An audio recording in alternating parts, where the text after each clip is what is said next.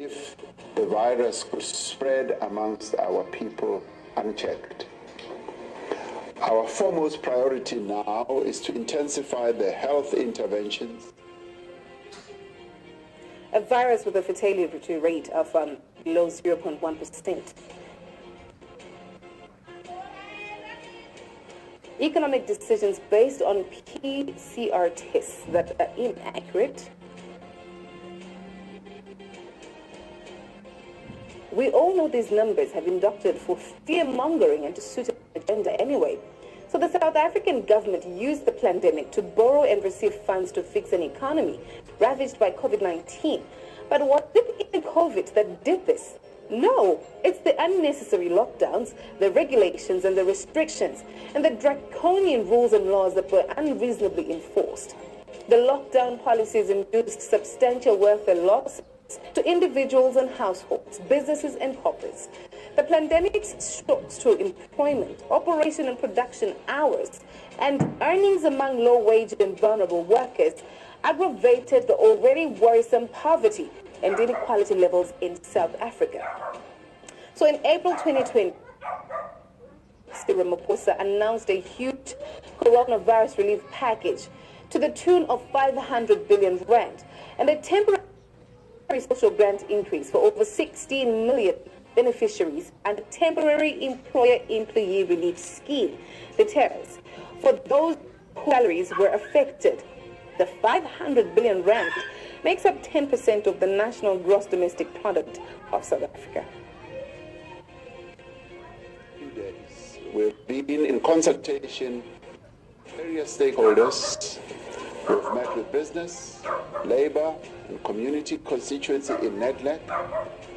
We've met with our premiers, MECs, mayors, and with the members of the Presidential Economic Advisory Council.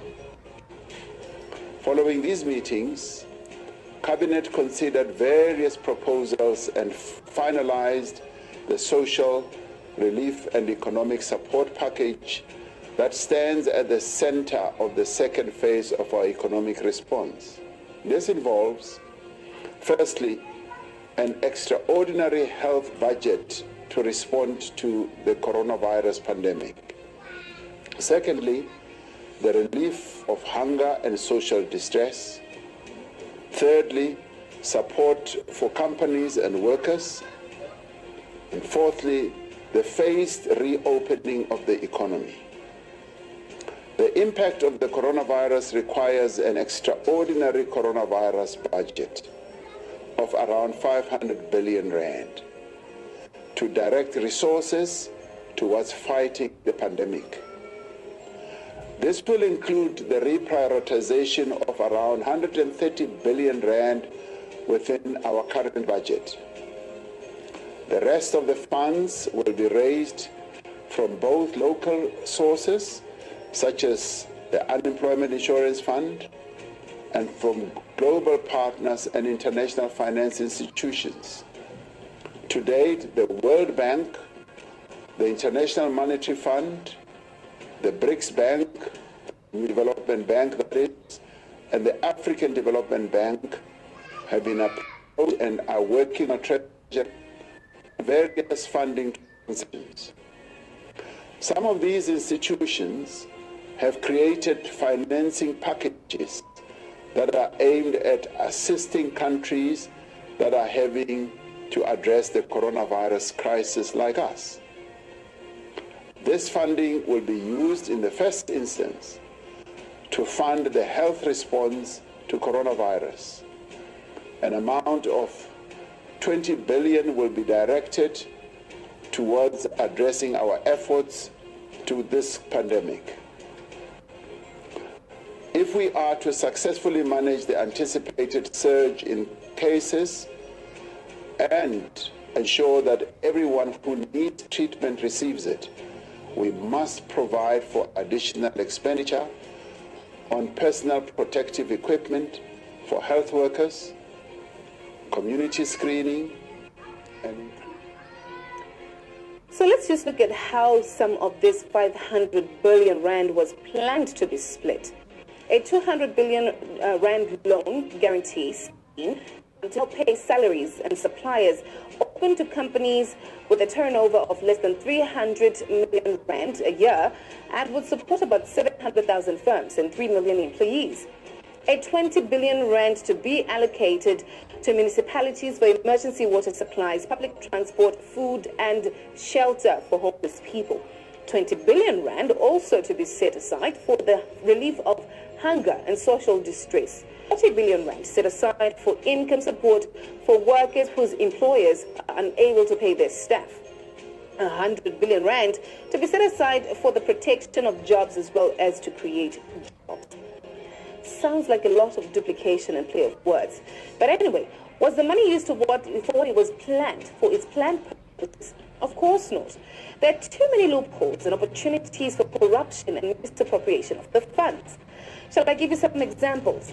Abuse of the temporary employer-employee relief scheme, the TERS, was enabled in part by private firms who claimed benefits on behalf of unknowing employees or deceased people actually, and the benefits paid out for their own purposes.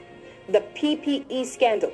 Government and private sector abused procurement of personal protective equipment, the PPE, resulting in the looting of billions of rand, which should have been directed to the Vital Response Plan.